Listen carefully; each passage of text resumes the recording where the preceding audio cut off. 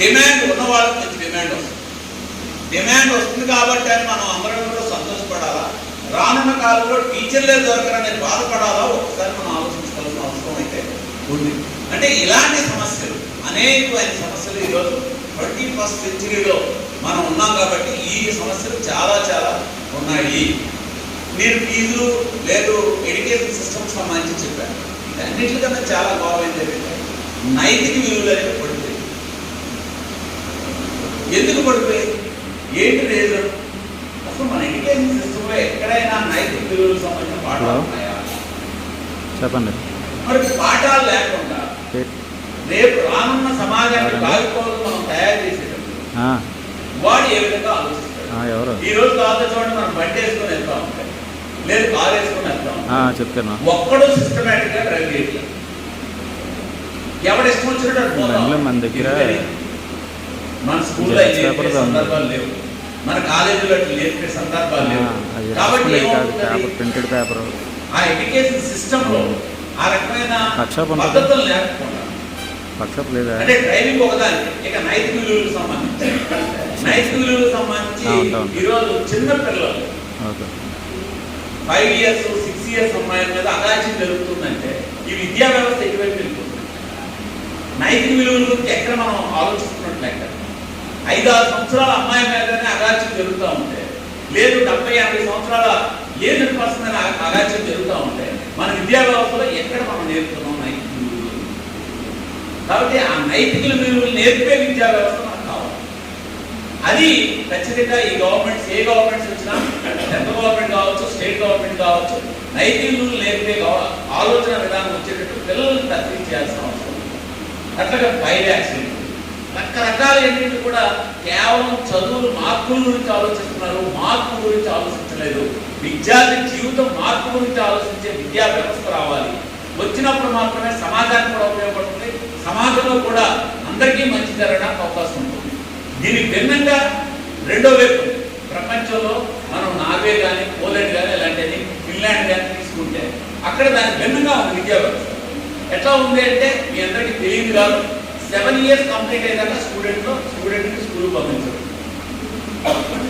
7 years లోపు ఖచ్చితంగా తల్లిదండ్రులు ఆ పిల్లాడికి నేర్పాల్సిన నైతిక విలువలు, చిన్న చిన్న మాటలు, చిన్న చిన్న చదువుతా టీచరే చెప్పాలి, తల్లిదండ్రులే చెప్పాలి. 7 years వచ్చిన తర్వాత ఎడ్యుకేషన్ సిస్టమ్ తీసుకెళ్ళినాడు. ఆ చదువు ఏం నేర్పుతుంది? జీవితాంతం నువ్వు హ్యాపీగా బతకడానికి ఎలా ఉండాలి అనే ఎడ్యుకేషన్ సిస్టమ్ అక్కడ నేర్పుతుంది. మనిషి జీవితం యొక్క లక్ష్యం ఏంటి ఉండాలి? జీవితాంతం సంతోషకరంగా బతకడం. ఆ సంతోషకరంగా బతకడం దాంట్లో మన భారతదేశం ఈరోజు ఉన్న దేశాల్లో 173వ దేశంగా ఉంటే ఫిన్లాండ్ నెంబర్ 1 దేశంగా ఉంది. ఎందుకు అక్కడ ఉందంటే ఎడ్యుకేషన్ సిస్టంలో వచ్చిన మార్పు. అక్కడ ఐఏఎస్ శాలరీ కన్నా ఫిన్లాండ్లో టీచర్ శాలరీ ఎక్కువ. ఐఏఎస్ ఇచ్చే గౌరవం కన్నా టీచర్కే గౌరవం ఎక్కువ ఉంటుంది. కాబట్టి ఆ కారణాలు ఎందుకు వచ్చాయంటే ఆ సిస్టమ్ ఆఫ్ ఎడ్యుకేషన్లోనే ఆ తేడా ఉంది. కాబట్టి మనం ఉన్నత విద్యా వ్యవస్థలో ఉన్నవాళ్ళని మీరు ఒకసారి ఆలోచించాలి. రానున్న కాలంలో ఈ సమాజానికి ఎటువంటి ఎడ్యుకేషన్ కావాలి? నైతిక విలువలతో కూడిన ఎడ్యుకేషన్ అందించడానికి నీ వంతు కృషి నువ్వు ఏం చేస్తున్నావు? రెండోది, నీ కాళ్ళ మీద నువ్వు నిలబడుతూనే సమాజానికి ఉపయోగపడేటట్టు, 10 మందికి ఉపయోగపడేటట్టు సమాజానికి ఏ విధమైన సాయం చేయడానికి కోసం ప్రయత్నం చేస్తున్నావా? నీ ఏదైనా సమస్య నీ ముందు కనబడతా ఉంటే దాన్ని ప్రజెంట్ చేయగలుగుతున్నావా? మూడోది, ఇతరులకి నువ్వు ఏదైనా హెల్ప్ చేయగలుగుతున్నావా? అప్పుడు నువ్వు నిజమైన పౌరుడుగా ఉంటావు. అలాంటి పౌరుడుగా మీరంతా కూడా తయారు కావాలని, అలాంటి ఆలోచన విధానంతో మీరు ముందుకెళ్ళాలని, 21st సెంచరీలో ఉన్న ఈ ఛాలెంజెస్ అన్నింటినీ కూడా అధిగమించడానికి మీరు ఇచ్చిన పేపర్లన్నీ కూడా మనం రూపంలో మేము ఈరోజు ప్రింట్ చేశారు. ఖచ్చితంగా ఇలాంటి అన్నింటినీ కూడా మరింత డిబేట్ జరగాలని, దానికి మీరు పూర్తిగా తయారు కావాలని, సన్నిధులు కావాలంటే మొదటిగా. రెండవది, ఎప్పుడు కూడా మీరు ఒకటే గుర్తుంచుకోండి, నేను ఎక్కడో ఉద్యోగం చేయాలనే ఆలోచన కాకుండా మీరే 10 మందికి ఉద్యోగాలు ఇచ్చే ఆలోచనతో మీరు తయారవ్వాలి. ఆ రకమైన ఆలోచన తెచ్చుకోండి. ఫర్ ఎగ్జాంపుల్ మన వరహాలబాబు గారిని తీసుకుందాం. వరహాలబాబు గారు మొన్నటి వరకు ఆదికవి అన్న యూనివర్సిటీలో ఆయన ఒక ప్రొఫెసర్గా పనిచేస్తూ ఉన్నాడు. సో ఆయన మంచి ఆలోచన వచ్చింది ఏంటి? లేదు, నా ఎంత నేను బతకడానికి ఏం చేయాలి?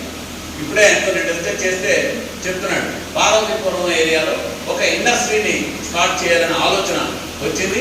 ఆలోచనతో తను ఆల్రెడీ లాస్ట్ 6 months లో లాంగ్ లీవ్ పెట్టి అక్కడ ఆ ఇండస్ట్రీని ఎస్టాబ్లిష్ చేయడానికి కావాల్సిన కృషి చేస్తా ఉంటాడు. నేను మనస్ఫూర్తిగా ఆయన చెప్తాను, ఖచ్చితంగా ఆయన ఇండస్ట్రీ ఏదైతే ఆయన ఆలోచన ఉందో తన కాళ్ళ మీద తాను నిలబడి ముందుకెళ్ళాలి, ఈ సమాజానికి ఉపయోగపడాలనే ఆలోచన ఏదైతే ఉందో వరహాల దొర గారికి ఖచ్చితంగా ఆ ఇండస్ట్రీ మరింత ఉన్నతమైన స్థితికి వెళ్ళాలని, మీరు ఆదర్శప్రాయంగా తయారు కావాలని మనస్ఫూర్తిగా కోరుతాం. చివరిగా ఈరోజు విశ్వోదయ విద్యా సంస్థలు అనేవి 2002లో ప్రారంభించిన దగ్గర నుంచి ఈ రోజు వరకు అనేక కార్యక్రమాలు చేస్తాం. మేము ఎప్పుడు కూడా లాభాలు లేకుండా నడుపుతున్నాను నేను చెప్పను. లాభాలు ఉండాలి, సంస్థను బతికిస్తూ మనం బతకాలనే ఆలోచనతో దీన్ని నడిపిస్తాం. కాబట్టి 2002లో 5 ప్రారంభించిన విద్యా సంస్థ ఈరోజు 2000 పైచీలకు విద్యార్థులు ఇలాంటి ఒక అదృష్టమైన విషయం ఏంటంటే, మనందరికీ చాలా హ్యాపీగా చూసే విషయం ఏంటంటే 2002లో మనం ప్రారంభించాం. 2027లో 25 సంవత్సరాల కాలం పూర్తి చేసుకోబోతున్నాం. సిల్వర్ జూబ్లీ సెలబ్రేషన్ చేసుకోబోతాం. ఈ సిల్వర్ జూబ్లీ సెలబ్రేషన్స్ లో చాలా చాలా ఇంపార్టెంట్ ప్రోగ్రామ్స్ అనుకున్నాం. అందులో మొదటిది, ఎవరైతే ఇప్పటి వరకు ఎడ్యుకేషన్ డిపార్ట్మెంట్ నుంచి 2007 నుంచి ఇప్పటి వరకు బిఈడి విద్యార్థులకు, 2016 నుంచి ఇప్పటి వరకు ఎంఈడి విద్యార్థులకు, మధ్యలో డైట్ కళాశాల 2016 నుంచి 2021-22 వరకు, తెలుగు పండిట్ 2009 నుంచి 2021 వరకు ఉన్న విద్యార్థులందరితో కలిపి ఒక మీటింగ్ పెట్టాలన్నమాట. మీ అందరి ఆలోచనలను పంచుకోవడానికి కావాల్సిన ఒక గ్రాండ్ సెలబ్రేషన్స్ రేపు జూలై నెలలో ఇదే క్యాంపస్లో ఖచ్చితంగా పెట్టాలని చూస్తున్నాం. ఎందుకనంటే మీరందరూ అర్థం చేసుకోవాలంటే, మా ఆలోచన ఏంటంటే 25 సంవత్సరాల కాలంలో మేము చాలామంది కాలేజీలు నడిపాం, క్లాసులు నడిపాం, అన్నీ చేయొచ్చు. వాళ్ళందరూ ఎక్కడున్నారో ఒకసారి చూడడానికి అవకాశం కలుగుతుందనే ఉద్దేశంతో, వాళ్ళందరి ఆలోచనకి షేరింగ్ ఇవ్వాలనే ఉద్దేశంతో ఖచ్చితంగా రేపు జూలై నెలలో మంచి ప్రోగ్రామ్ మీతోటే ఎడ్యుకేషన్ డిపార్ట్మెంట్ తోటి స్టార్ట్ చేయాలనే ఆలోచన ఉంది. ఆ సెమినార్కి మీ అందరూ కూడా ఖచ్చితంగా అటెండ్ అవ్వండి, మీ ఆలోచనలు చేయండి. అట్లాగే ఈ సందర్భంలో నేను ముందుగా చెప్తున్నాను, ఓల్డ్ స్టూడెంట్స్ అందరూ కూడా ఎడ్యుకేషన్ డిపార్ట్మెంట్కి ఒక కమిటీ ఫామ్ చేసి రానున్న కాలంలో ఆ కమిటీ ద్వారా మరిన్ని యాక్టివిటీస్, సమాజానికి ఉపయోగపడే యాక్టివిటీస్ని మీ అందరితో చేయించడానికి కావాల్సిన ప్లాన్ చేయాల్సిందిగా కోరుతూ, నాకు ఈ అవకాశం ఇచ్చిన మీ అందరికీ మరొక్కసారి హృదయపూర్వక ధన్యవాదాలు తెలియజేస్తూ సెలవు.